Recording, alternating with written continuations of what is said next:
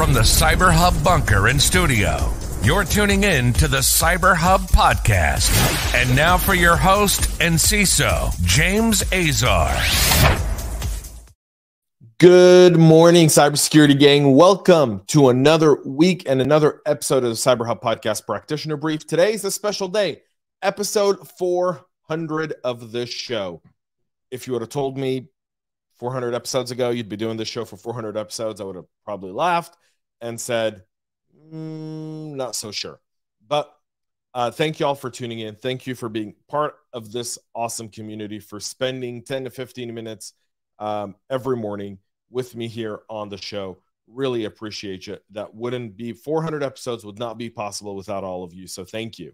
Scott, good morning to you. Good morning to Eddie. Thank you all for tuning in this morning. We've got a busy and packed show. And if you didn't geek out this weekend as a techie, then we'll geek out on this show today.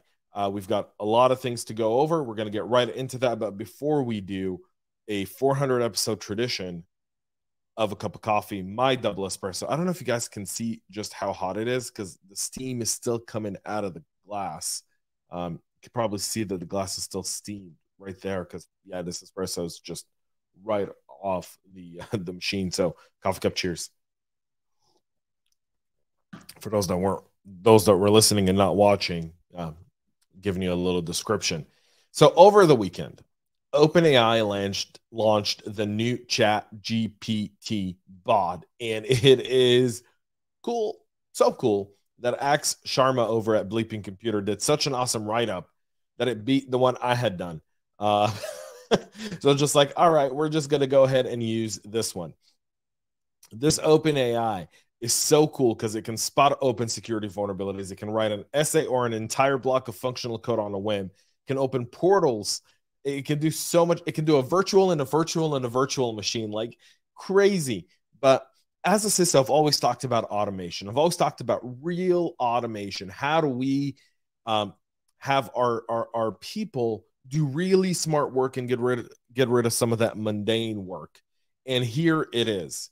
The ChatGPT is powered by the GPT 3.5 series of models trained with text and code data on Azure AI supercomputing infrastructure. The AI's capabilities have been driven up to deal with requests that are rather odd, quite technical, abstract, and even some cases specific. Here are some really cool things it does. It actually debugs your codes and gets it fixed. This is Amjad Masad at Masad, M-A-S-A-D on Twitter. He posted this, and this was just awesome.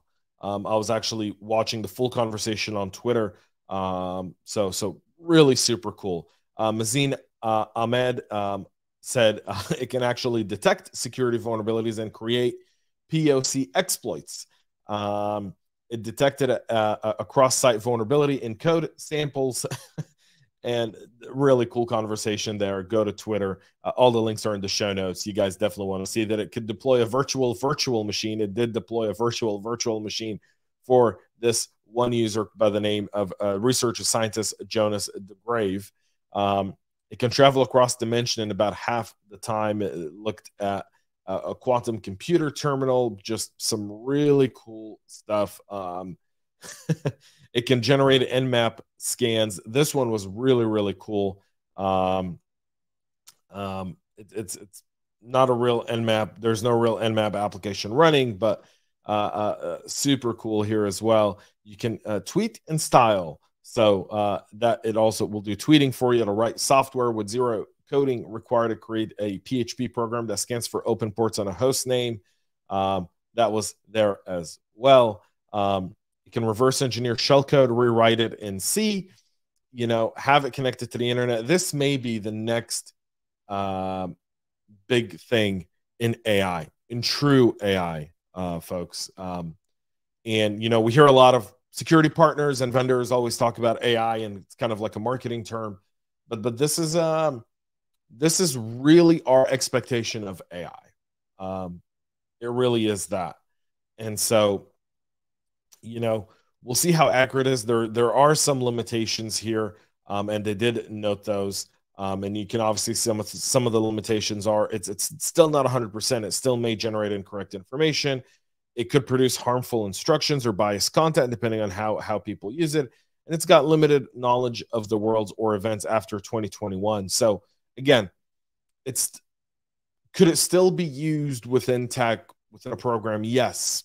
Can it be trusted 100%? No, and that's why you still need humans. This is nowhere near there. So really cool development.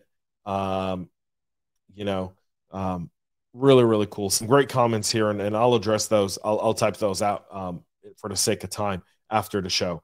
So Google patches their 9th Chrome Zeroday of 2022. So just wrapping up this year. CVE 2022-4262 is described as a type confusion in the browser's V8 JavaScript engine. There were exploits for it in the wild, and now the vulnerability has been patched. To make sure to update all your Chromium browsers. By the way, when Chrome updates something, it's probably going to have to update your Edge, your Brave, and everything else there as well. There is a critical Bing vulnerability that allows remote attackers to take over the FreeBSD systems. The maintainers of FreeBSD operating systems have released updates to remediate a security vulnerability impacting the ping module that could be potentially exploited to crash the program or trigger remote code execution. The assigned identifier CVE 2022-2309-3 impacts all supported versions of FreeBSD and concerns a stack buffer overflow vulnerability in the ping service. Ping reads raw IP packets from the network to process responses in the PR_pack function, according to the advisory. It then copies the received IP and ICMP headers into stack buffers for further processing, and in so doing, it fails to take into account the possible presence of IP options headers following the IP header in either the response or the quoted packet. Now that this is patched, they're asking everyone to get that addressed as well. Rackspace shuts down a hosted exchange system due to a security incident. So cloud company Rackspace is investigating a cybersecurity incident that forced it to shut down its hosted exchange environment. The environment, which makes it easier for organizations to use Microsoft Exchange servers for emails, started experiencing problems on Friday. The company confirmed the problems early in the day and told customers that it had to shut down the Exchange environment due to what it described as a significant failure. On Saturday, 24 hours after the disruption started, they revealed it as a security incident. They haven't said whether it's ransomware or another type of cyber attack. It's also unclear if there was any data breach involving customer or other type of information.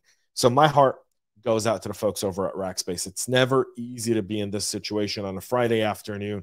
These guys have been probably working, that team's been working all weekend long to try and get this situation remediated.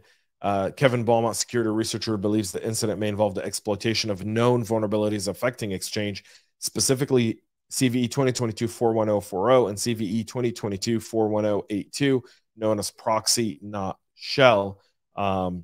So we'll see, and we'll keep a close eye over the folks at Rackspace. And if you have people and you know someone within the community there, make sure to reach out, send them some pizza or some coffee. They could really use it. Russian courts have been targeted by a new CryWiper data wiper malware, a lot of wipers in one sentence, posing as ransomware. The new data wiper malware that's called CryWiper has been found targeting Russian government agencies, including mayor's offices and courts.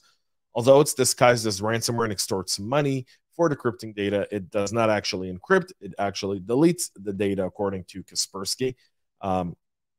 The C++ based malware CryWiper is configured to establish persistence via scheduled task and communicate with the command and control server to initiate the malicious activity.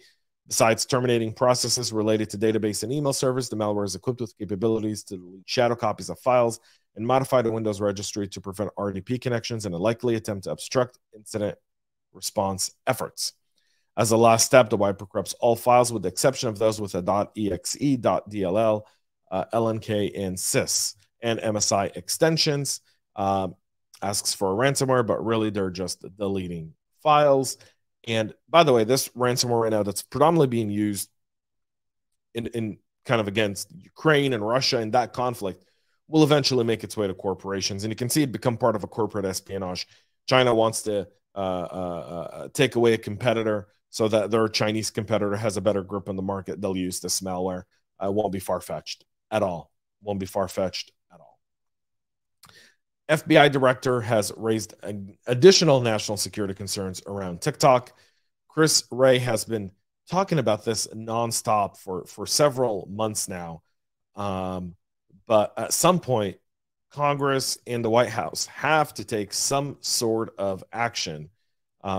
We know that the TikTok that's being used in the West is very different from the TikTok that's used in China, which promotes higher education value, doing good deeds, sowing good things within the population in China. But everywhere else, it's got you doing dances and it spreads misinformation, disinformation, violence, and separates people, right? It creates division.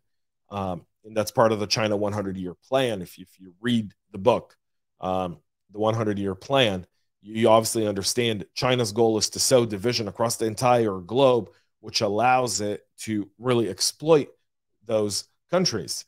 And so the FBI director told an audience at the University of Michigan School of Public Policies that the app allows them to manipulate content, and if they want it to use it for influence operations.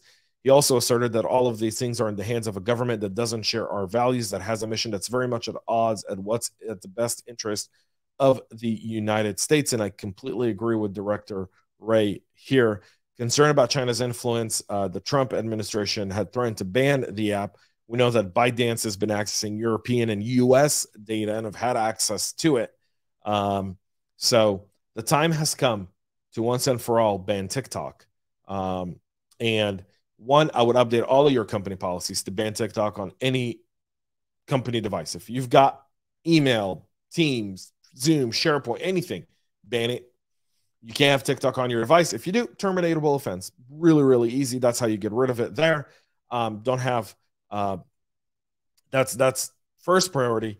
Second one is call your senator, call your congressman, and ask them, push for a bill to ban TikTok in the U.S.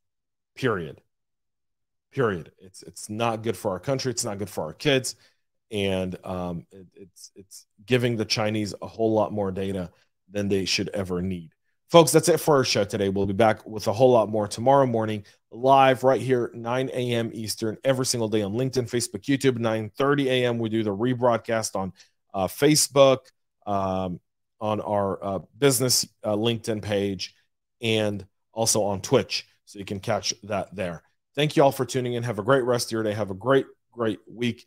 Hearts out to the folks over at Rackspace, and go check out the ChatGPT. Telling you, you won't regret it. Great rest of your day and stay cyber safe. We love feedback, so make sure to connect with us on social media and subscribe to our podcast on your favorite podcast listening platform.